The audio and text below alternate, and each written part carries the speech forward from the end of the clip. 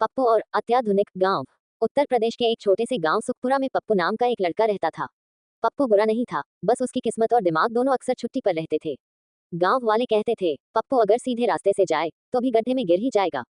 पप्पू के पिताजी हरिराम जी गांव के सबसे बड़े ज्ञानी माने जाते थे, क्योंकि उन्होंने एक बार जिला कार्यालय जाकर खुद से फॉर्म भर दिया था। उसी दिन से वे हरिराम मास्टर कहलाने लगे। गांव में आई महान क्रांति। एक दिन गांव में खबर फैली कि सरकार गांव को डिजिटल बनाने वाली है। पंचायत भवन में मीटिंग रखी गई। सरपंच जी बोले, अब हमारा गांव भी शहरों जैसा बनेगा, सब कुछ ऑनलाइन होगा। पप्पू ने तुरंत पूछा, सरपंच जी अगर सब ऑनलाइन होगा तो भैंस को चारा कैसे देंगे?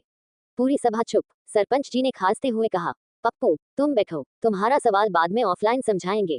पप्पू बना टेक्नोलॉजी एक्सपर्ट। सरकार की योजना के तहत गांव में एक कंप्यूटर आया। वही एक कंप्यूटर पूरे गांव की शान था। उसे पंचायत भवन में रखा गया और पप्पू को कंप्यूटर ऑपरेटर बना दिया गया, क्योंकि वह मोबाइल में गेम खेलना जानता था।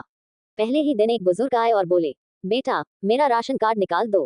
पप्पू ने कंप्यूटर ऑन किया, फिर ऑफ किया, फिर दोबारा ऑन किया और बोला, काका नेटवर्क नहीं आ रहा, आप कल आइए, आज कंप्यूटर उपवास पर है। ऑनलाइन पढ़ाई का कमाल। कुछ दिन बाद गांव के स्कूल में ऑनलाइन पढ़ाई शुरू हुई। मास्टर जी मोबाइल पर पढ़ाते और बच्चे सामने बैठे रहते। मास्टर जी बोले, बच्चों बताओ 2 जोड़ 2 कितना होता है? पप्पू ने तुरंत जवाब दिया, सर नेटवर्क के हिसाब से 3 या 5 भी हो सकता है।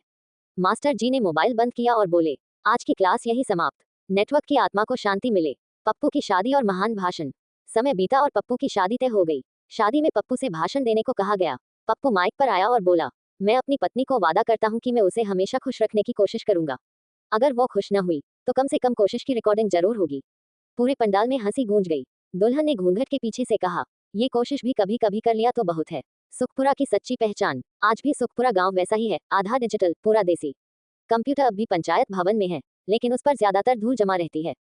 पप्पू अब भी वही है, सीधा, मासूम और अनजाने में सबसे बड़ा मनोरंजन। गांव वाले कहते हैं, अगर कभी दुख हो तो पप्पू से मिल लो। समस्या हल न हो पर हंसी जरूर आ जाएगी।